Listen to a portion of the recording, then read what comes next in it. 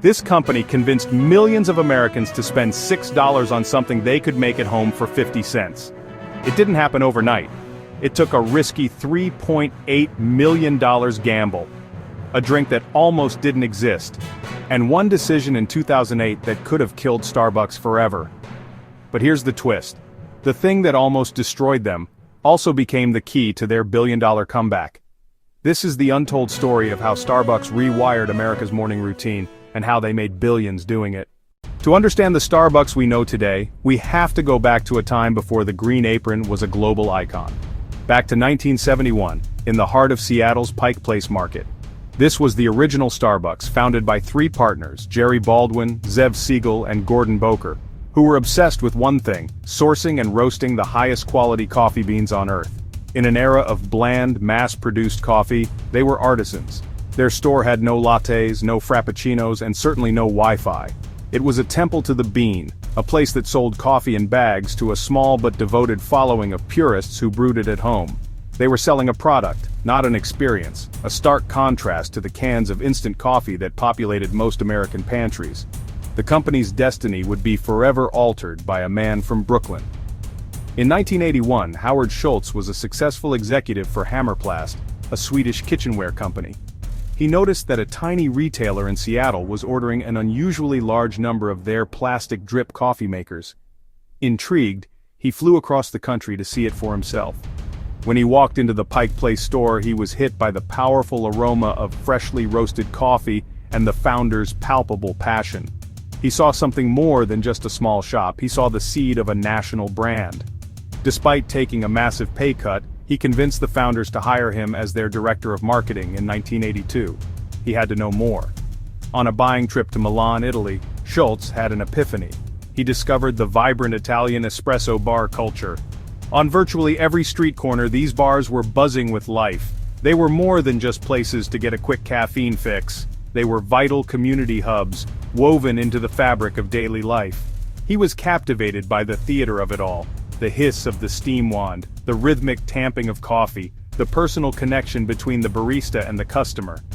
He realized these cafes served as a third place, a welcoming environment between home and work where people could connect. This, he believed, was the future. This was what America was missing. Schultz returned to Seattle electrified with a vision to replicate the Italian coffeehouse experience in America. He pitched the idea of installing an espresso bar in their stores. The founders flatly rejected it.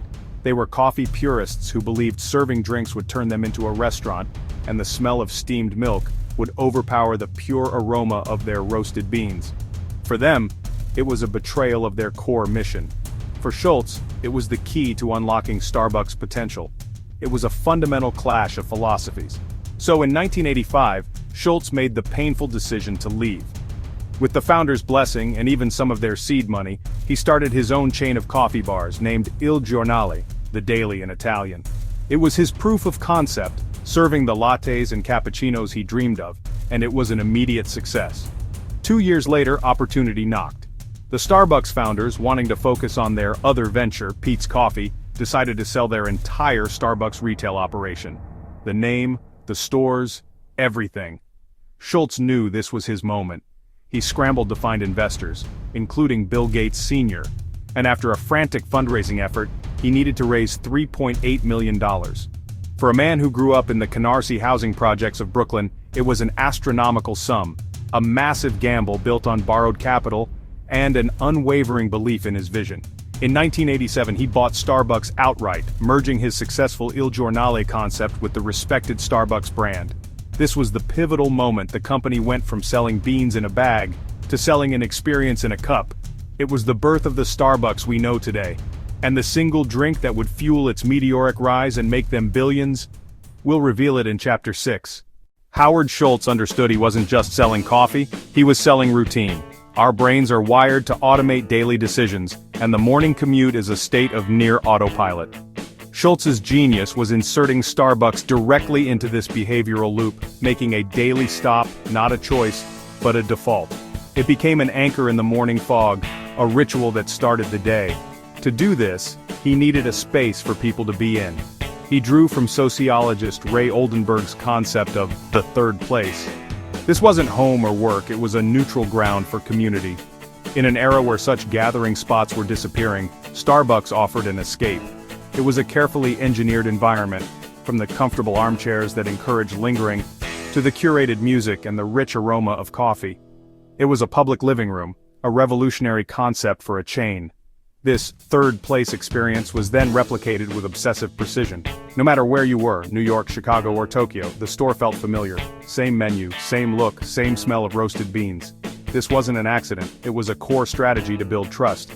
For a traveler in an unfamiliar city, Starbucks was a predictable sanctuary. That consistency became a powerful psychological comfort blanket. Psychologists call this habit reinforcement, and Starbucks perfected its three-step loop.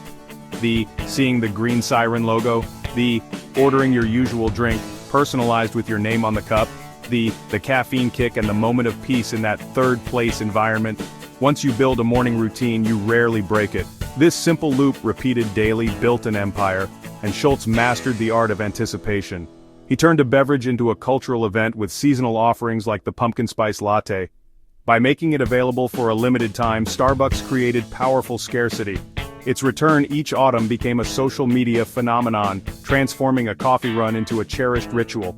People would wait months for it to return. This strategy kept the brand exciting and customers coming back. Then came the loyalty program. The Starbucks app gamified the entire experience. Every sip earned stars, getting you closer to a free drink. It wasn't just a perk, it was behavioral conditioning, disguised as a reward. The progress bar and personalized offers were designed to reinforce the habit on a neurological level. But that loyalty program was hiding a money trick worth billions. More on that in Chapter 5. By the early 2000s, Starbucks wasn't just selling coffee, it was selling an identity. As consumer culture shifted towards personal branding, the simple act of buying coffee transformed. The cup became a lifestyle accessory, a prop that broadcasted sophistication and urban savvy. It was a public declaration: you were busy, you were modern, and you had good taste. At the center of it all was the Green Mermaid. That logo became a badge of affordable luxury. For a few dollars, anyone could purchase a piece of an aspirational lifestyle. It was a silent signal that you were part of a club, a global community of consumers who valued experience as much as the product itself. Starbucks even created its own language, tall, grande, venti, making customers feel like insiders.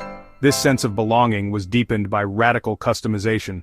Your order, whether a simple black coffee or a complex multi-modifier frappuccino, became a signature. It was a form of self-expression, forging a personal connection to a massive global brand.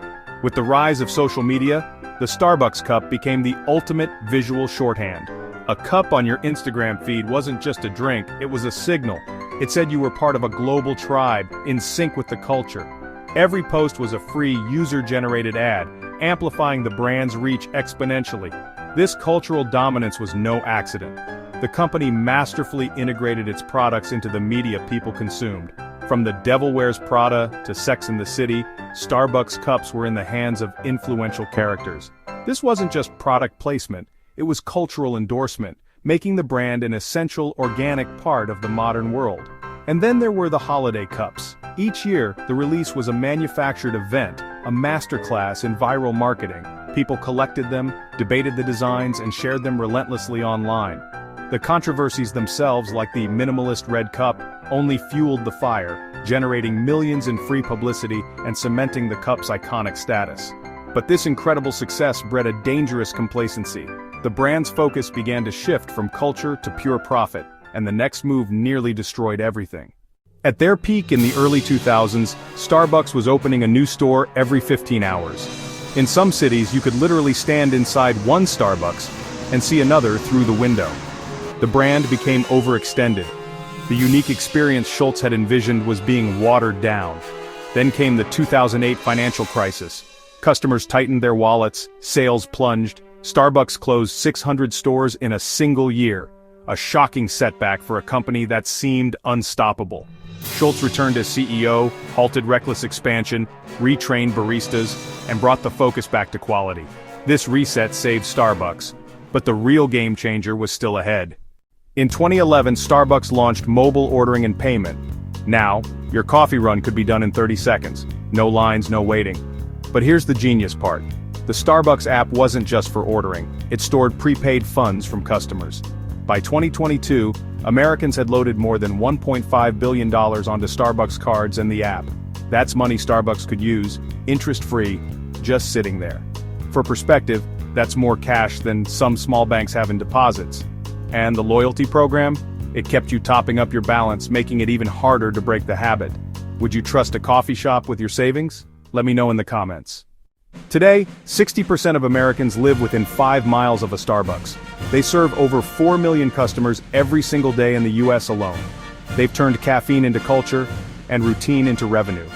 Even with growing competition from Dunkin' and boutique cafes, Starbucks dominates the morning ritual. And that billion-dollar drink we teased earlier? The Pumpkin Spice Latte. Since its debut, Starbucks has sold more than 600 million cups, turning a seasonal drink into a pop culture phenomenon. From a single Seattle shop to over 16,000 US locations, Starbucks didn't just sell coffee. They sold identity, ritual, and belonging. And the next time you order your usual, remember, you're not just buying coffee. You're buying into one of the most successful habit-forming businesses in history. What's your Starbucks order? Drop it in the comments. And if you want more deep dives into brands shaping our world, hit subscribe and stay tuned.